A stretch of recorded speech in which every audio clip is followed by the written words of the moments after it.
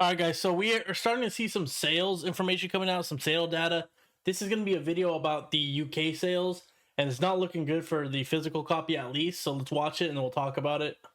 The discourse surrounding Pokemon Legends ZA is now reaching a fever point. I don't know where it could go from here, but new information has come out, and it's got Pokemon fans defending Nintendo with their lives now. So, I want to talk about the alleged sales that got released, some users calling the entire discourse surrounding ZA as a grifting nightmare, and I also played Digimon's latest game for about 7 hours, and let me just say, going from Legends ZA to Digimon Story Time Stranger has been eye-opening, to say the least, but It's like night and day. Like the difference between the quality of the two games is night and day.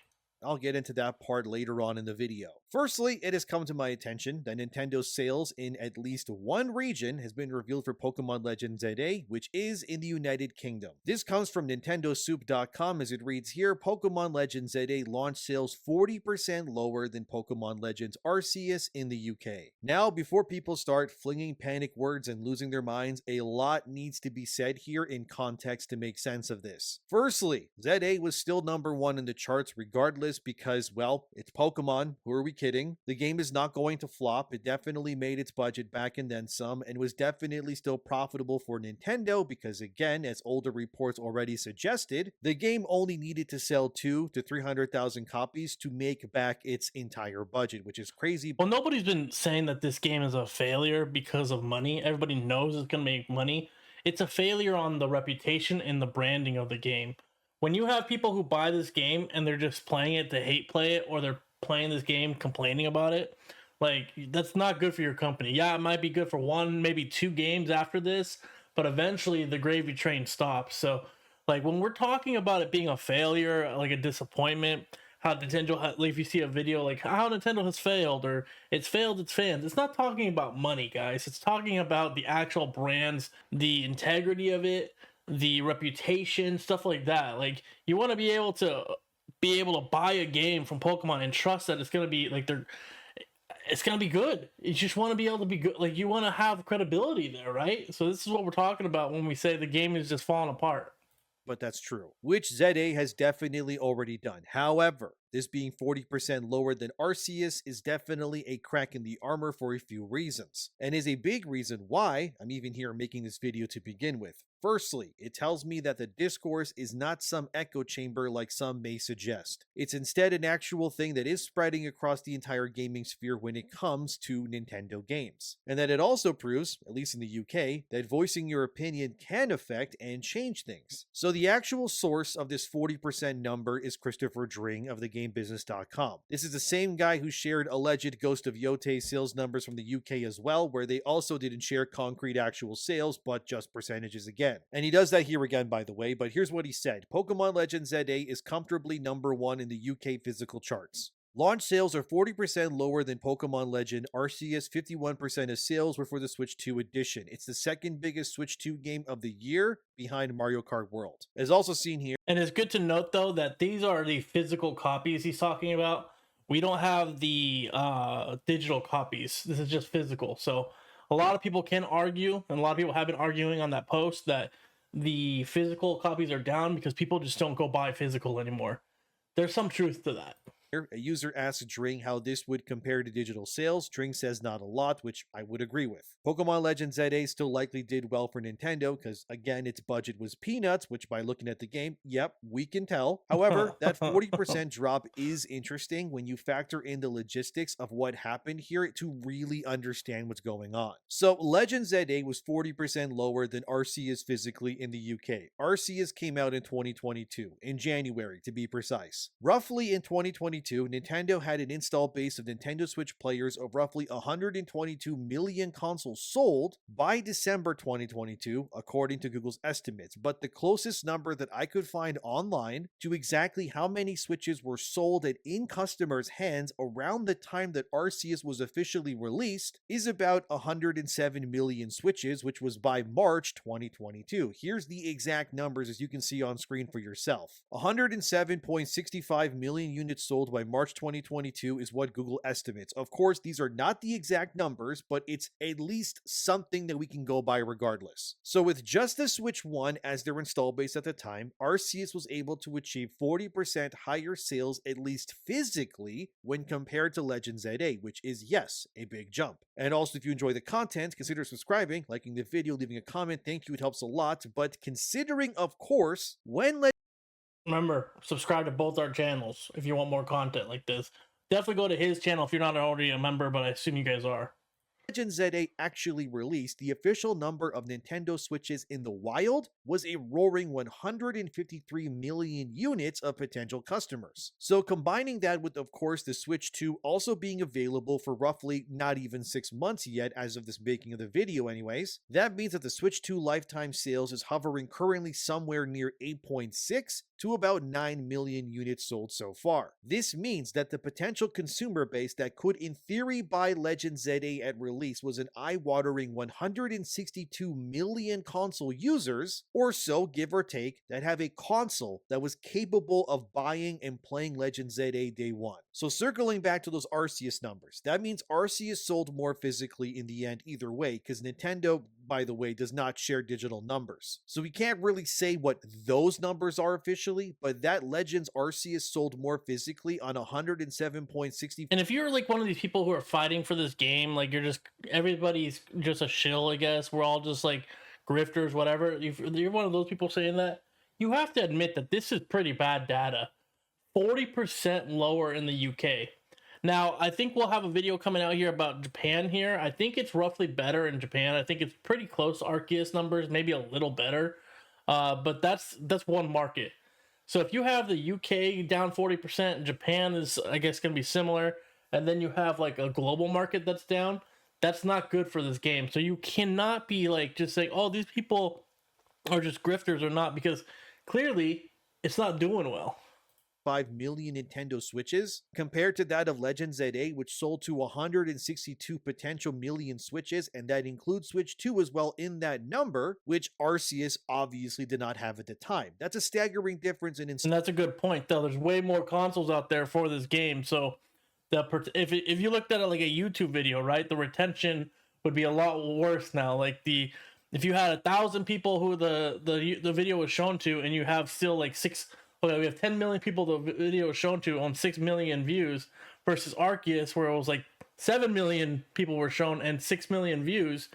Which one is going to be the better video? It's going to be the 7 because it has a higher percentage of people who clicked on it, right? So this is the exact same kind of scenario. So you have this thing that has higher exposure to the world. There's double almost exposure, and it's down 40% from the previous game. That's not good at all.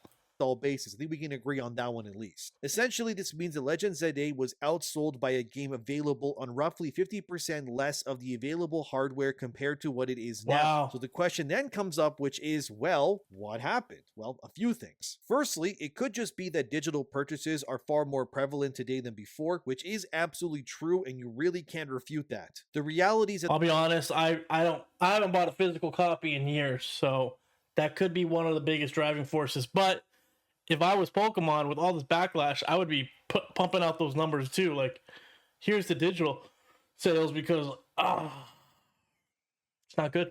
the majority of games bought these days are digital over physical after all. That just can't be denied. Digital sales by 2023 alone completely eclipsed the physical market already back then. Digital sales on consoles combined was a total of 83% of all the sales in 2023. It's likely even higher now. But overall game revenue in 2023 alone, again, as Google states here, as you can see, is an insane 95% of revenue came from digital-only sales. These are the estimates, but considering that this info pulls from 2023 and some of 2024 for consoles in general, it's a pretty good depiction of what's happening. So likely what is going on with Legends ZA is that physically the game is not selling as many copies as Arceus has become, because frankly the physical market is just shrinking. But it is still undeniably selling less physically, at least in the UK, according to Christopher Dring, when compared to Arceus, which has, I guess, upset Nintendo fans. Because they believe that this loss of physical sales, I guess, which for Nintendo fans, physical games are still very much a big reason. Just go look at the keycard controversy and how much that's affected sales already too. And that is a particular draw for that side of gaming. I mean, I will admit though, like when it comes to physical copies, I still do buy my physical Switch games. I don't know what it is about it. There's something about buying that little cartridge and putting it in the game that's like nostalgia maybe, or I don't know. I still buy my physical Switch games. It just comes to like everything else. Mostly the games I buy are on PC, so they're gonna be digital, you know. But if I have a console, I still, you know, the PlayStation not as much, but like the Switch, I still like to have the little stick. So that's something to think of as well. I would like to see the numbers of a digital per console. Nintendo fans. It is a big deal regardless, because the reality is that some Nintendo fans are at least very mad that stories like this are even being reported in the first place, as you can see here from YouTuber Fake Wizard's Twitter account, who shared that same Nintendo Soup article I mentioned in the beginning of this video. Obviously, the comments on that post was full of the Nintendo fans white knighting for the company, as shown with this person who has all their keycards on display with Legends ZA in the middle, saying that they did their part in buying it. This other user, as seen here, blames the economy and the system upgrade divide, which, I mean, sure, the economy is always in flux, but the Nintendo Switch 2 existing would not impact the sales of Legends ZA. It would only... I'm saying if you bought a Switch 2, probably the economy is not your problem, right? If this game, you didn't buy this game. If you forked up the money to buy that overpriced piece of junk already, then you probably don't have an issue with the economy. You probably would have bought the Nintendo game. Actually increase them, because again, this game in particular is available on both systems. And to nip that in the bud quickly, here's an article from Nintendo Life that also references Christopher Draing's report that states that ZA sold almost 50-50 on both Switch 1 and 2 in the UK at least, which is what these fans are fighting against. So this is not only relevant, but it also challenges and disproves their claims that a system divide would have any real meaningful effect on potential sales, which it wouldn't. Some people were really reaching, however, like this user who said the Legends ZA may have sold less in the UK because of mass migration in the UK, and that the citizens have bigger things to deal with like gangs and stuff, but I don't know what that has to do with Pokemon, but okay. What? Anyway, another user would also reply, I love it when fans of this garbage come and tell me, why are you attacking us for enjoying it? When they were the ones attacking us for criticizing it, and the moment we hit back, they tap out, cry me a river, and I mean, they're not wrong. Nintendo fans aren't exactly, I guess, used to having pushback like this with their games. Most of their franchises, the people just kind of accept them for what they are. Mostly because they, frankly, let's be real, have no choice if they want to. So I want to just let you guys know something. One of my comments I've had on one of these videos, all these Pokemon videos we've been talking about on the channel, one of them was somebody calling me a Trumpster, and another one called me far right tard. So I think that kind of gives you like an insight to like the last video when I said all politics get into everything these days, and I feel like this is another political kind of divide that's forming within Pokemon. They've used politics to divide Star Wars, Marvel, and now they're going into our video games.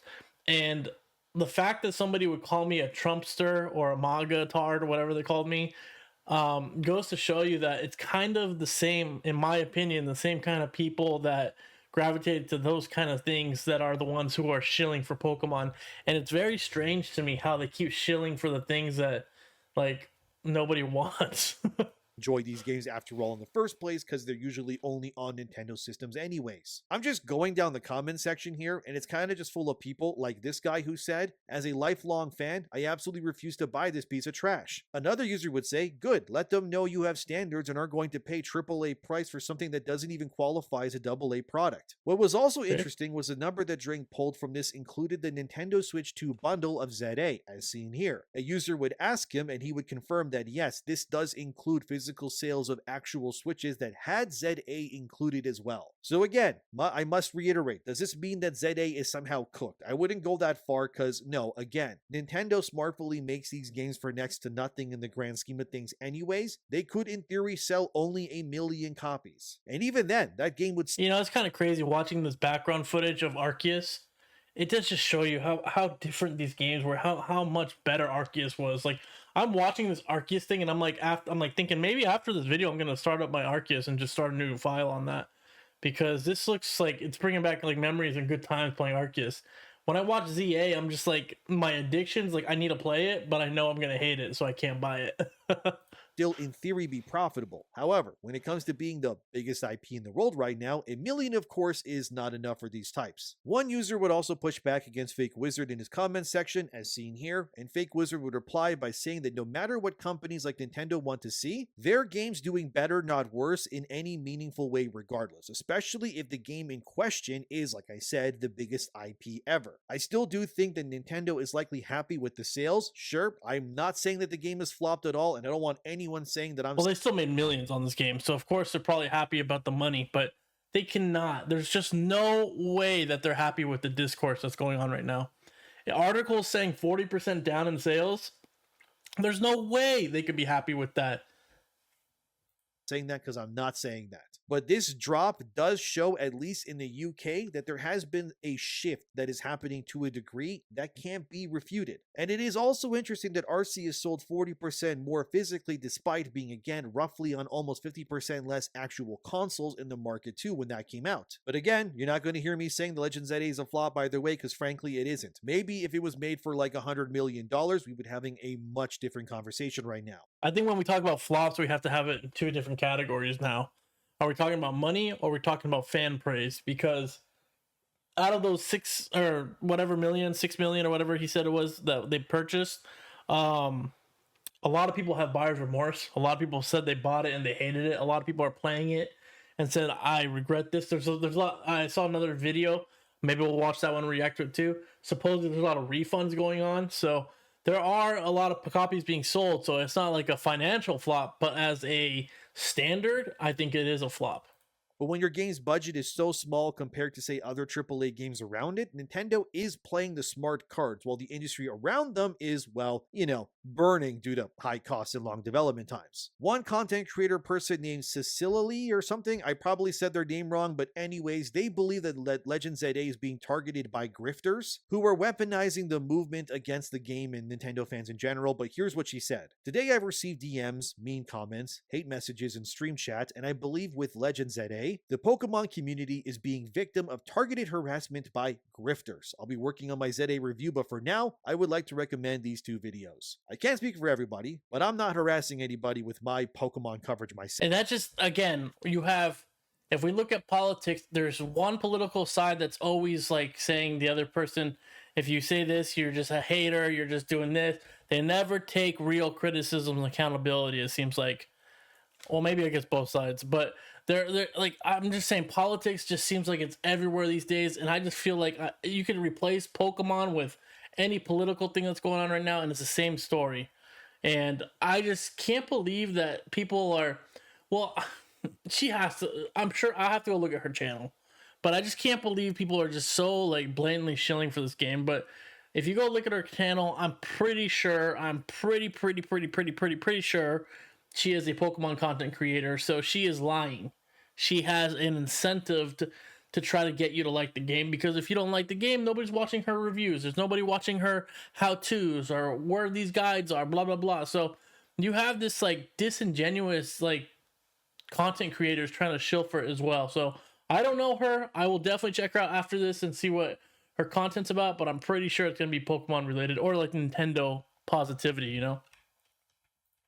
I've said objectively that the game is still doing well. I said that in this video even as well. I said it's objectively also a success because, again, of its very low budget. And it's also not harassment to voice your opinion on something that you have bought and paid for. This also coincides with a Reddit post that featured Mark Dara. That's the former producer of the Dragon Age games for BioWare, and also worked on Veilguard, which we all know failed miserably. But anyway, from Reddit, Dara's message was titled, "Former BioWare executive producer Mark Dara, your $70 doesn't buy you cruelty." Well, in Dara's case, and this ties into Pokemon Legends ZA as well, I wouldn't say voicing your opinions on something is cruel per se anyways. Because after all, I bought both Veilguard, beat it to 100%, and reviewed the game on the channel the same way I am doing with Legends ZA. Therefore, nobody can reasonably say that I haven't played these games or experienced the intricacies of their systems or stories or their characters. I have deeply combed through both of these games for everything that they're worth, because that's kind of what I do for a living. I play things, I show you guys what's in them, and then I report and discuss them. This doesn't make me cruel, it just makes me someone who cares about video games. games. Now, I agree there are people that shouldn't probably be in others' DMs, attacking them or calling them names. Don't do that stuff, it's lame. But if you frequent this channel, you've likely heard me say many times already in other videos that I never condone the harassment of people, and I never tell my viewers to ever engage or attack anyone else that I disagree with or You shouldn't be doing that, like he says, but but it is infuriating when you see somebody saying stuff and you're just like, are you a liar? Are you being paid to say this? Like, what's going on here, dude? Like, it kind of enrages you a little bit. I'm not gonna lie. I see some of these people on X and like Twitter and stuff, or X and Threads and Instagram and all this stuff. Every post you see, you'll see a bunch of negative comments, right? Like, negative in a way it's like critiquing it, right? And then you'll see some weird comments like, this is the best game in the franchise, and you're like, what? Are you stupid? Like, what are you talking about? The best in the franchise? Like, you don't want to, like, I don't know, man. It's just infuriating.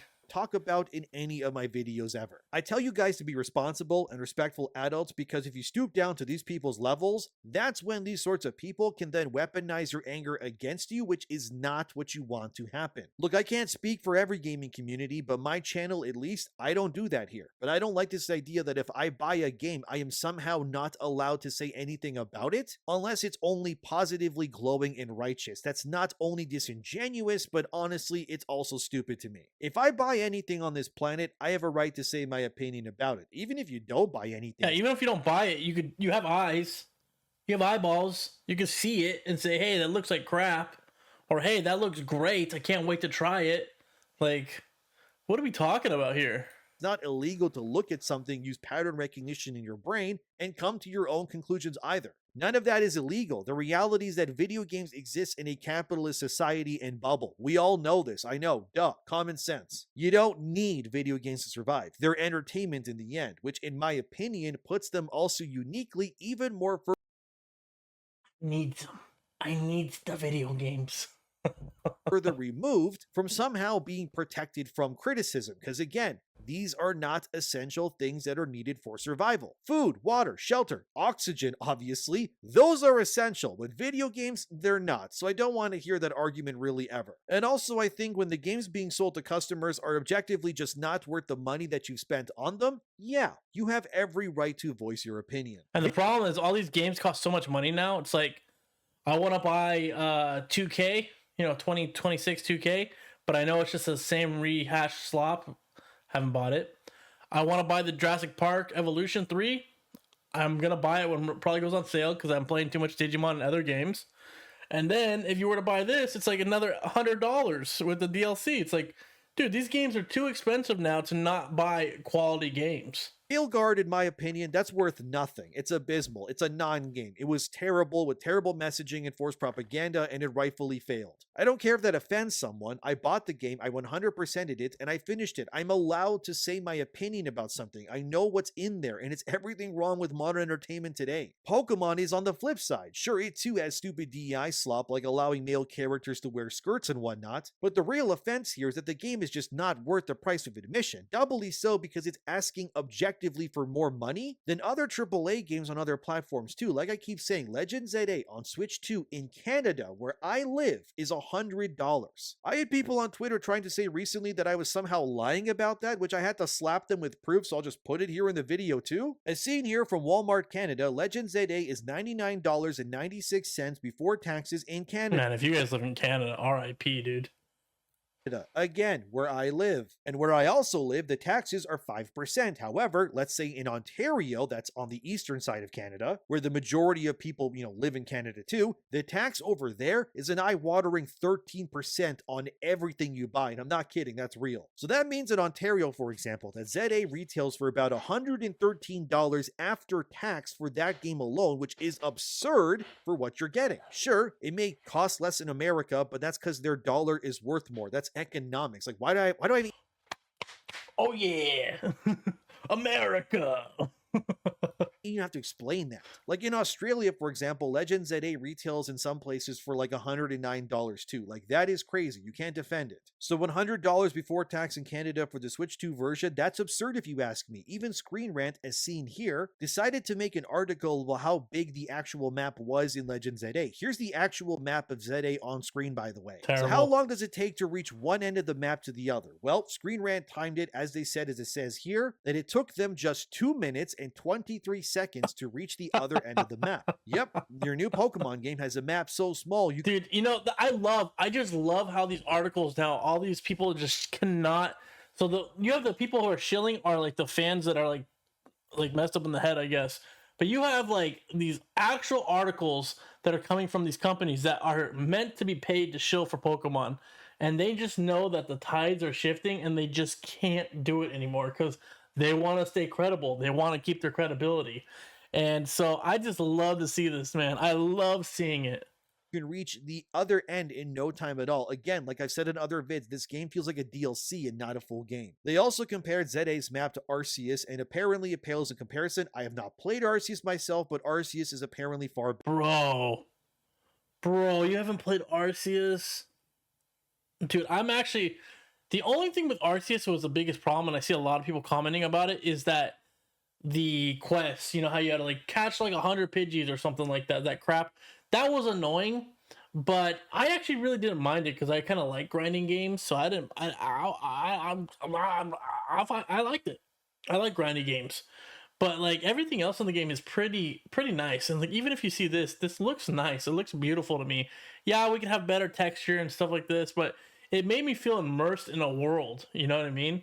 Bigger. Illumios is bigger than the main hub in Arceus, they claim, but that doesn't mean much, really. But I know some people will say, well, Nintendo and Game Freak are doing their best, okay? The Switch 2 can only handle so much graphically. But it's funny because... Then if that's the truth, then stop forcing us to use your crappy product and make it a PC game.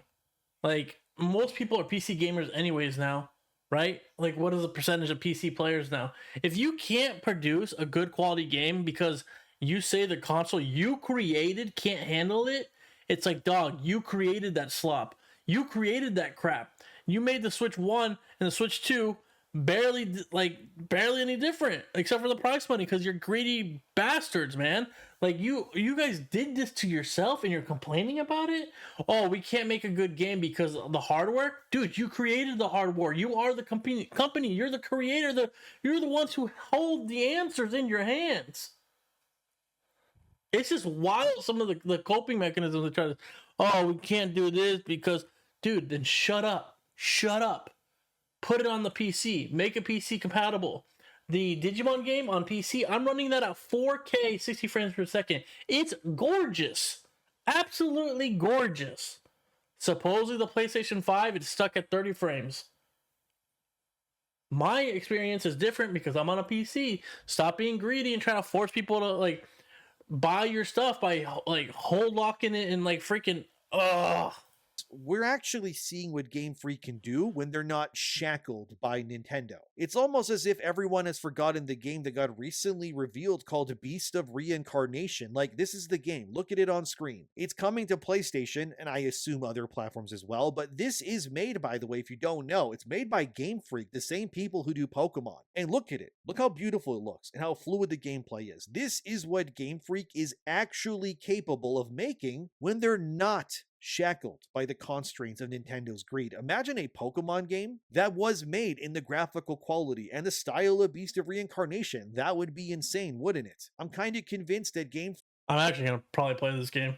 Freak is making this game just to show the industry and the players that it's not really their fault that Pokemon looks the way that it does, and that it's actually Nintendo and always has been theirs. Because like I keep saying, it's Nintendo that's holding back the IP. A Pokemon game that looks like this Beast game, that could theoretically exist one day. They just don't want it to, because then they can't release slop sequels every single year for full price and keep printing money. You see, it's not about the quality, it's about the quantity and demand at this point, and we all know it. There's no point in denying it. That doesn't mean that I'm attacking. That actually looks quite beautiful. So I kind of feel bad then, because we'll have our final verdict when we make sure you guys like and subscribe for when that game comes out. We'll be playing it.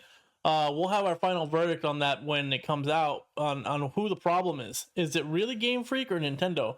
because I kind of feel bad now because I've been literally saying Game Freak sucks, Nintendo sucks, Game Freak sucks, Nintendo just needs to dump Game Freak. But if really it's Nintendo all the way, they're the supervillains. They're the evil people in the situation 100%. I kind of thought it was both, but when you see something like that from Game Freak, I don't know, dude. If I was Game Freak, if Nintendo drops Game Freak, I would maybe sue them for defamation because, like, there's so many people that talk shit about Game Freak just because of Pokemon. And if it's really Nintendo, the ones that are holding them back this entire time, if it's Nintendo, the ones who are the ones who are saying, hey, you have $2 million or what it was, $12 million, $20 million to make this game, and we need a quality game, that's all you get, then what are they supposed to do, right? What are they supposed to do? And they say, hey, we want these messages in the game, and we want this system, blah, blah, blah, make it work. It makes sense then why the windows look like crap. It makes sense why some of the stuff in this game look like crap if they have been locked into certain things. So that's gonna be something that's gonna be very interesting when that game comes out, because we'll try it out for sure. And maybe when the channel, maybe by then the channel will be a little stronger and we'll be able to do our what we've been planning on doing, like we say on all our comments we've been posting on the end of these videos. That once the channel is able to have enough revenue to sustain it, we're gonna be doing a lot of giveaways for new releases and stuff. So make sure you guys check out when that happens, because maybe that could be one of the games we give out to one of you guys for free for being a member. So. But yeah, that's going to be a very interesting video to make, a topic to check out, and just see how that game turns out. It looked beautiful right there. Nintendo. We're telling you to boycott them, or as Mark Derrick claims, it means that I'm being a bully. No, okay? These are corporations. They don't care about us either way. I'm not going to defend any of these companies. They deserve criticism because their business is to work for you as the player. It's not the other way around. For too long, these game companies and developers, they somehow believe that we only exist to, I guess, pay them for their games and then shut up, I guess? Well, like I said, they're entitlement. They have entitlement to you. They think that you are a fan of the brand, so they're entitled to your money regardless what happens. So, like, this whole ZA thing, like, I feel like it's kind of the story is a slap to the face to the fans, because it's about being a debt slave, having debt collectors and be a debt slave. And I think that's how they view us as the Pokemon fans, is like we're indebted to them, we're their slaves, and we will pay for any slop they produce.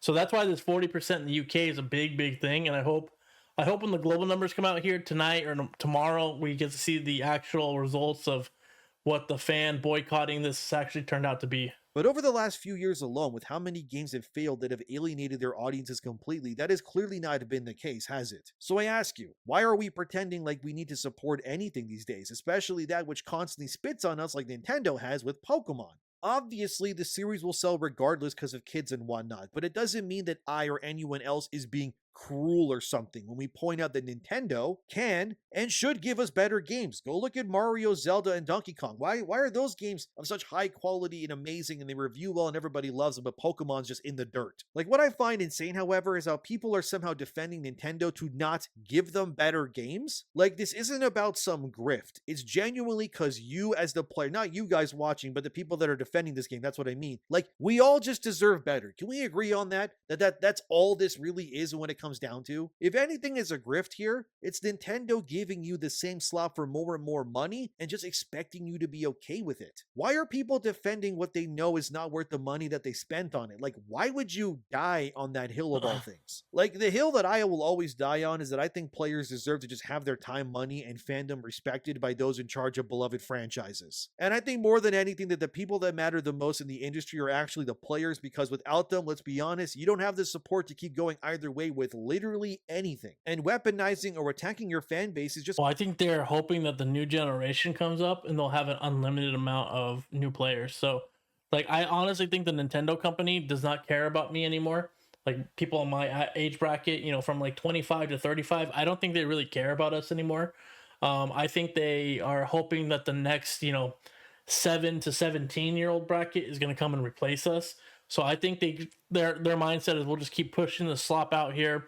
We'll get those paid shills to keep shilling for it, and the stupid young kids will convince them that this is good, and they'll always be like a cycling clientele, recycle. That's what I think they're hoping happens. It's a surefire way to ensure that you lose support, and I'm not really for that at all. Like, I'm just glad at the very least that people are waking up to this slop after so long, dude. But I also want to end this video with Digimon. So, like I said in my previous video, I promised that I would play Digimon's newest game, Time. Let's go, baby. The Digimon game is so good. I need to make a video about Digimon, my own like little video about how much I love the game, because it's been so amazing.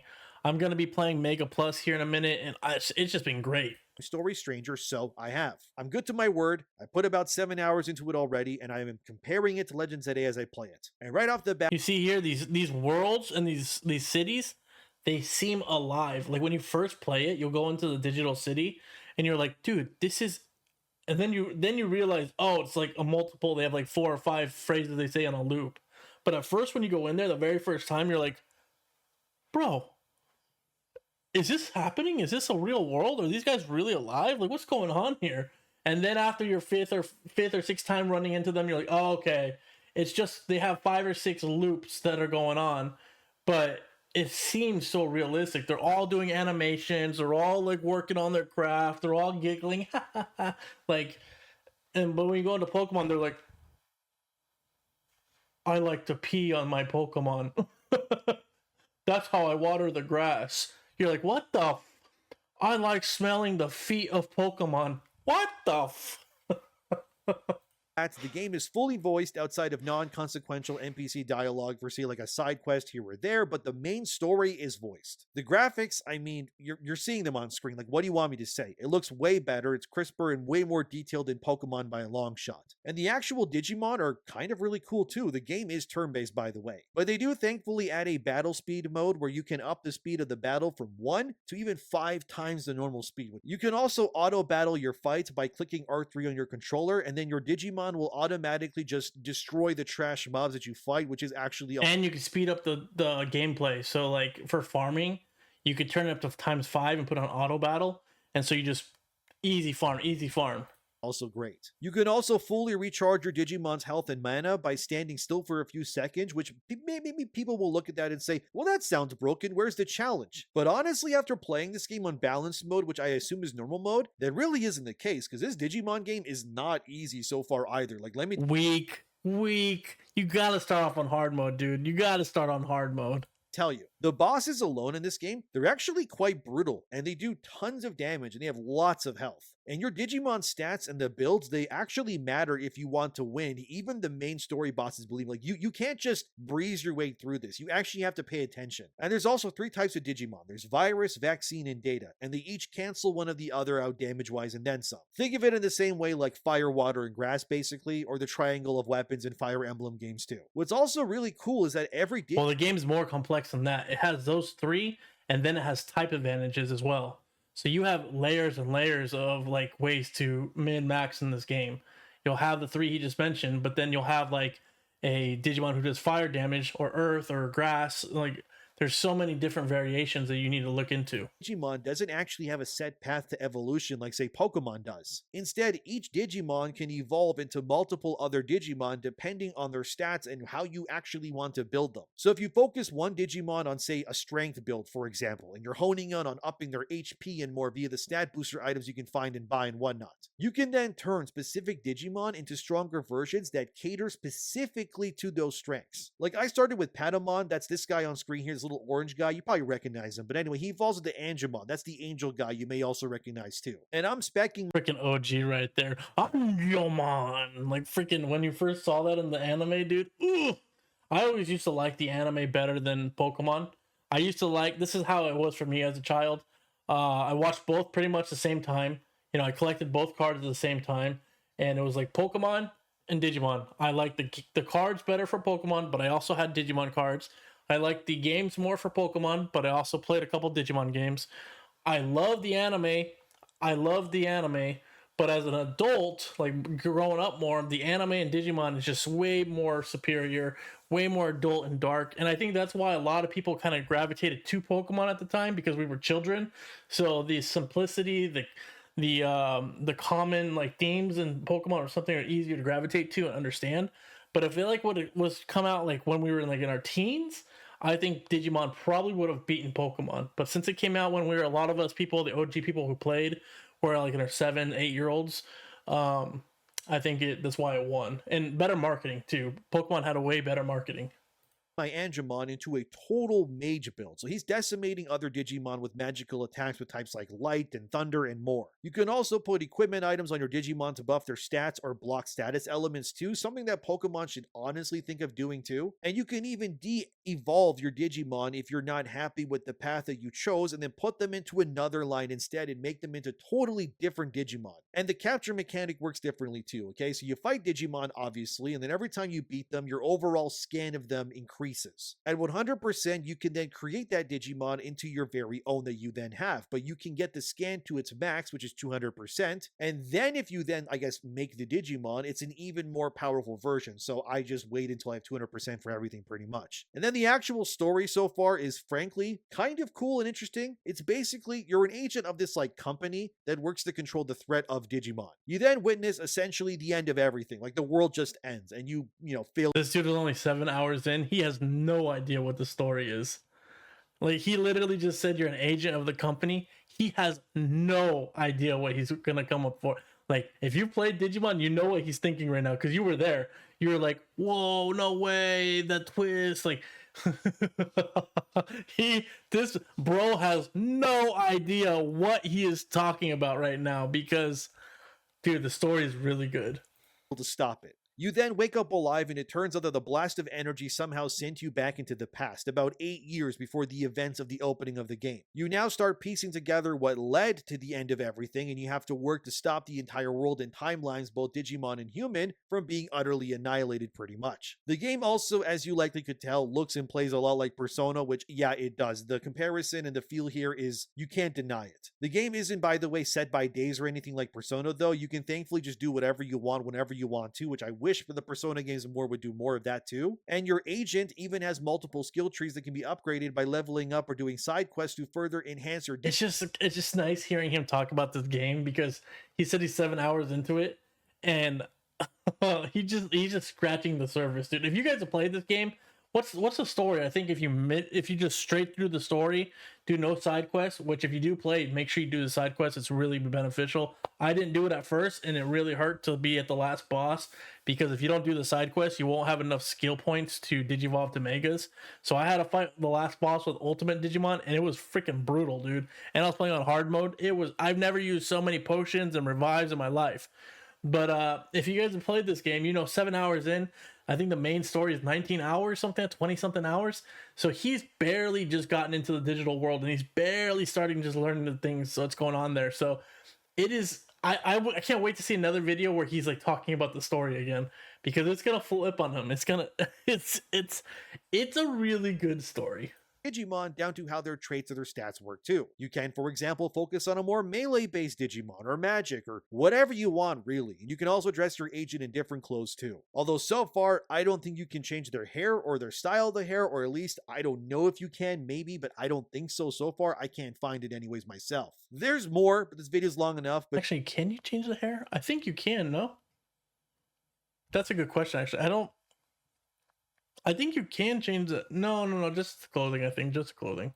Basically, so far, Digimon Story Time Stranger is interesting to play, especially right after playing Pokémon Legends ZA. The contrast in the graphics and the voice acting and the actual cutscenes that have real animations and more, it's definitely a change of pace compared to the bare bonesness of Legends ZA. Apparently, Time Stranger does have DEI in it too, although I don't know the full extent of that myself, but if you were to ask me right now which game is better, I mean, it's really no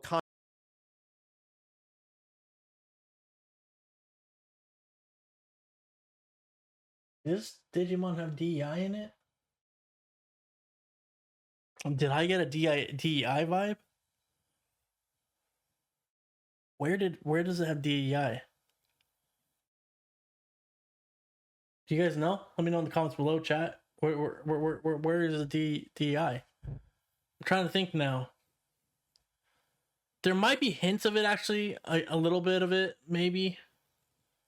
Nah, I actually don't really think it. Like, if you played, I'm not going to spoil the story, but if you play the story, there's prominent women involved, but like they're strong women Digimon in the story. So, Yeah, I would like to. I would like to explore that actually more. I really don't know what he's talking about with the DEI.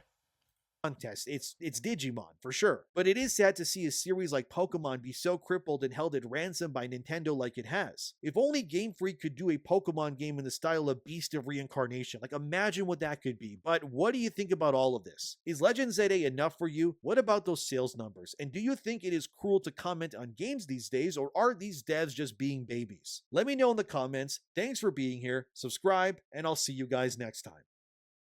Of course, you're allowed to comment on something. That's the dumbest thing I've ever heard in my life. Dumbest thing I've ever heard in my life.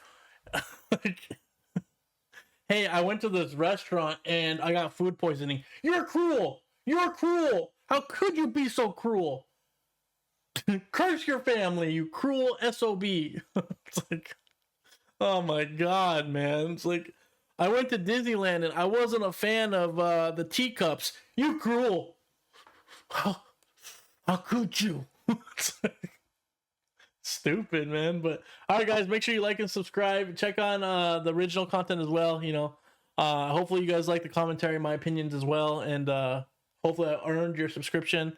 And you guys just follow for more gaming news, some more reaction content, more gameplay, and you know, culture, drama, video games, and yeah. So I appreciate you guys. Thank you so much. See you for the next one.